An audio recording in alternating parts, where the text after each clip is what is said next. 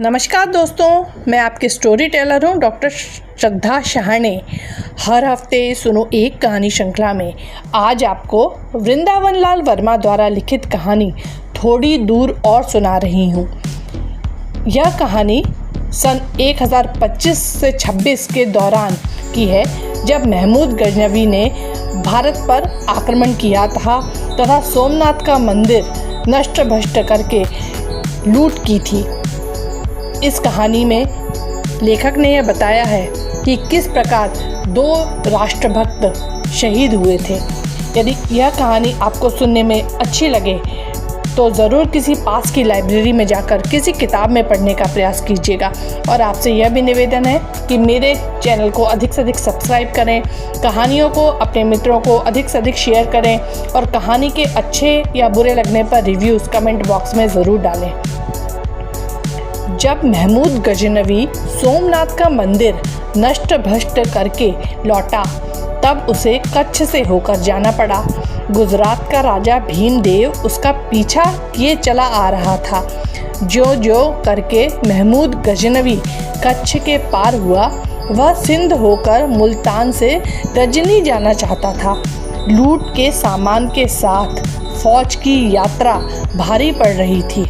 भीमदेव व अन्य राजपूत उस पर टूट पड़ने के लिए इधर उधर से सिमट रहे थे।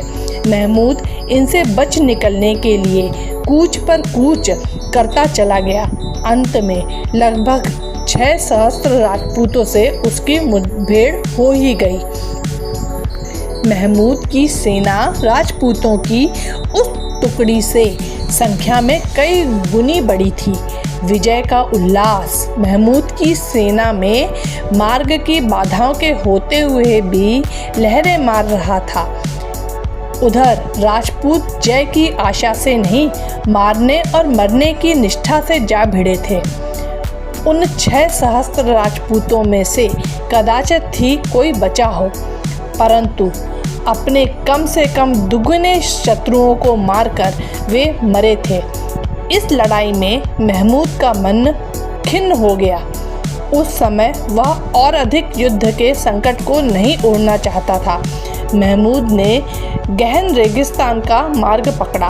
सोचा उत्तर उत्तर चलते किसी दिन मुल्तान और फिर वहां से गजनी पहुंच जाने में कठिनाई नहीं पड़ेगी। आतुरता के साथ 2-3 दिन चलते चलते यकायक उसने देखा तो सामने सिवाय बालू एवं रेतीले टीलों के और कुछ नहीं। मार्ग का नाम निशान तक नहीं। ऊँटों पर लदा पीने का पानी कम होने लगा। दूर पास पानी की एक बूंद भी अप्राप्य।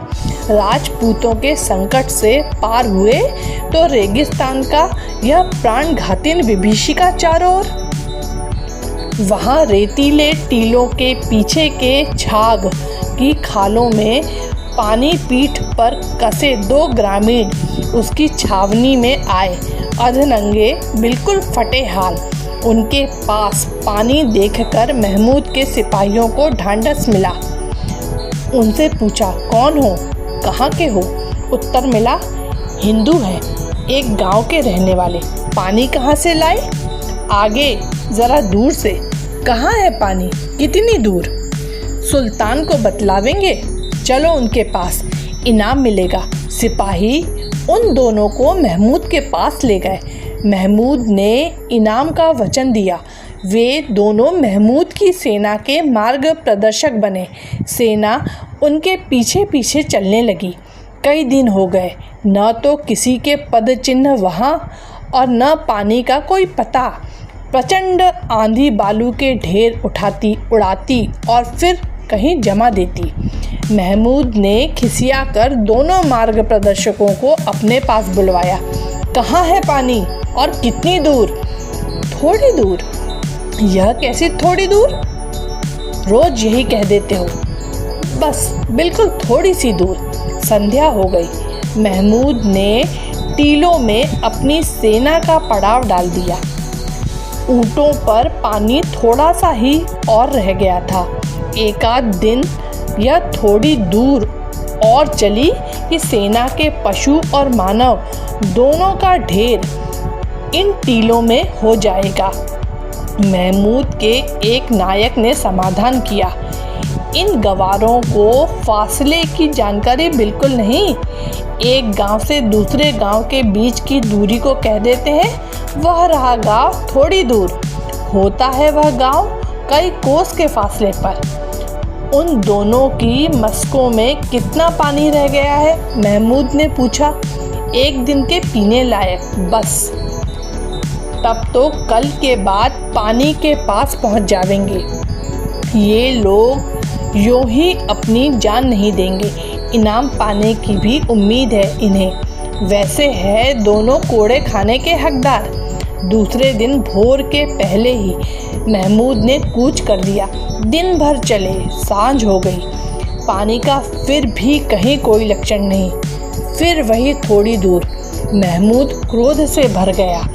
उसके ऊँटों पर पानी बहुत थोड़ा सा रह गया था।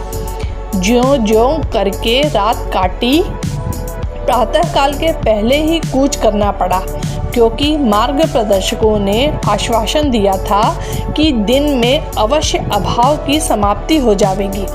तीसरा प्रहर लग गया। सूर्य की किरणों से आग सी बरस रही थी।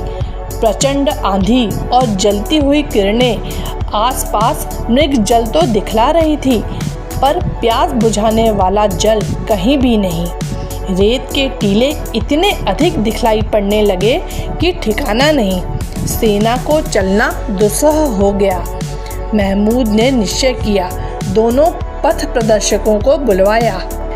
अब कितनी दूर है पानी? बस थोड़ी सी ही दूर। महमूद की आंखों से लौ सी छूट पड़ी। तुम्हारे पास कितना पानी है? चुक गया। कितनी देर में पानी के पास पहुंचोगे? आ गए समझो। कहाँ? इन्हीं टीलों में। इन टीलों में? उन दोनों के क्षीण मलिन चेहरों पर मुस्कान की छोटी सी लहर आई। हाँ, इन्हीं टीलों में। महमूद का क्रोध और भी भभका। यहाँ तो कुछ भी नहीं है। ये टीले तो पानी के कब्रिस्तान जान पड़ते हैं। सच बतलाओ, नहीं तो अभी सिर कटवा कर फेंकवा दूंगा। उन दोनों के चेहरों पर मुस्कान की जगह आभा छहर गई। घुसी हुई आंखों में तेज आ बैठा। सच यह है कि पानी के इस कब्रिस्तान में हमें तुम सबका कब्रिस्तान बनाना है। क्या? बिल्कुल यही है। तुम हमारे देश का नाश करने आए हो। हम तुम्हें मिटा कर रहेंगे। अभी मार दो इन दोनों को। महमूद तड़पा। मार दो। हमने अपने देश को जिंदा रहने का मार्ग दिखलाया। मरने से हमें जो कुछ मिलेगा वह तुम सोच ही नहीं सकते। मरने के समय उन दोनों के चेहरों पर आभा सदा के लिए आ बैठी। महमूद चला गया। अनेक कठिनाइयों के उपरांत उसे मुल्तान का मार्ग मिल गया था, और उन दोनों ने जो मार्ग दिखलाया उससे इतिहास धन्य हो गया। यदि आपको यह कहानी सुनने में अच्छी लगी हो तो ज़रूर इसे अपने मित्रों को शेयर कीजिएगा। धन्यवाद।